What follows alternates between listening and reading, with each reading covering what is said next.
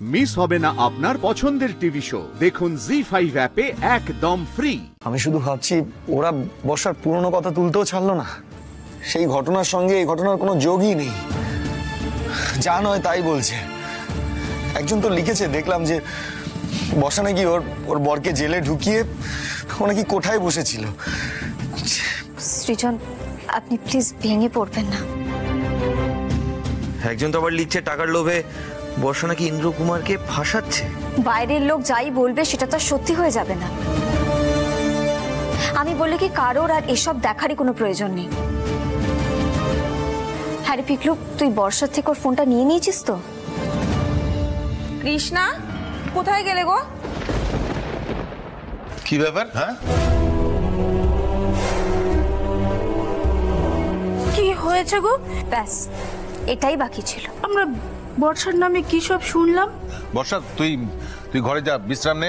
আমরা তো এখানে আছি, তুই যা, ঘরে যা বলছি। নিউজ চ্যানেলে ইন্টারনেট তো দেখাই যাচ্ছে না, যা সব লেখালেখি হচ্ছে। তাই আমরা ভাবলাম পাড়ার মেয়ে নিজেই গিয়ে একেবারে সামনাসামনি কথা বলে আসি। আমি হাত জোর করে অনুরোধ করছি আপনাদেরকে, দেখুন এমনিতেই আমাদের মানসিক অবস্থা ভালো নেই। প্লিজ আপনারা এখন এই নিয়ে কোনো অশান্তি শুরু করবেন না।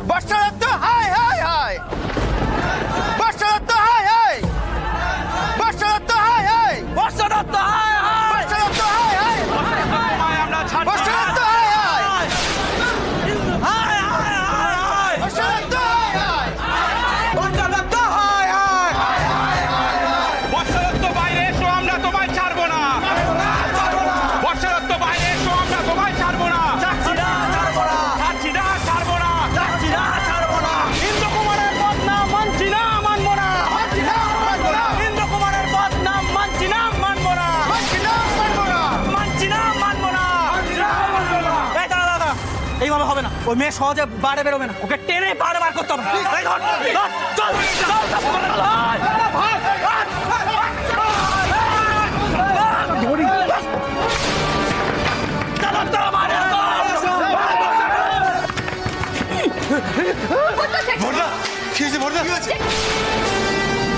সাংঘাতিক অবস্থা। ইন্দ্র কুমারের ফ্যানেরা সব এসছে, মারমুখী অবস্থা, বর্ষাকে খুঁজে বেড়াচ্ছে।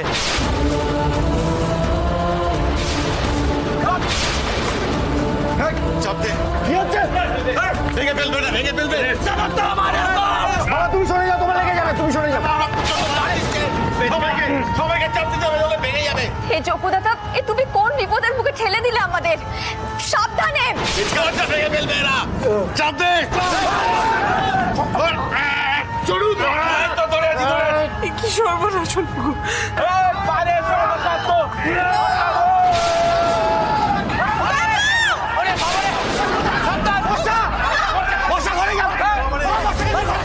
এই যে বর্ষা দত্ত, চল তোলোকে, তারপর বাকিটা বুঝছি।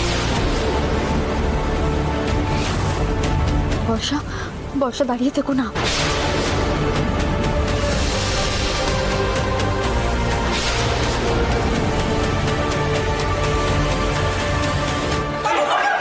খবরদার, কেউ এক পা এগোবে না।